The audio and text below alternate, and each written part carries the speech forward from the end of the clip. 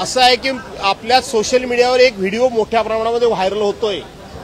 कंगना राणावत या बोलल्या होत्या, त्याबद्दल तत्कालीन सरकारने जी भूमिका घेतली होती त्या संदर्भामध्ये विद्यमान सरकारचं मत काय आहे आणि कुणाल कामराबद्दल त्या सरकारचं विद्यमान सत्ताधीशांचं मत कसं वेगळं आहे आणि म्हणून मतांमध्ये कसा विरोधाभास आहे।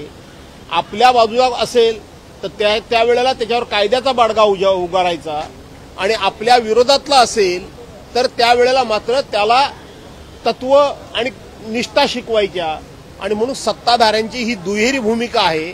या निमित्तानं महाराष्ट्राच्या समोर येते। पण आपण बघितलं असाल कुणाल कामरा यांनी जे वक्तव्य केलं त्याला जगभरातून समर्थन मिळतंय, त्याला जगभरातून लोक त्याचा सपोर्ट करतायत। माझी तर माहिती अशी आहे, ती चुकीची आहे की बरोबर आहे मला माहित नाही, परंतु माहिती अशी आहे की कुणाल कामराला काही लोकांनी ऑफिशियल त्यांचं जे काय हॉटेल किंवा स्टुडिओ तोडला तो पुन्हा उभा करण्याकरता मोठ्या प्रमाणामध्ये आर्थिक मदत देखील केलेली अशी माझी माहिती आहे।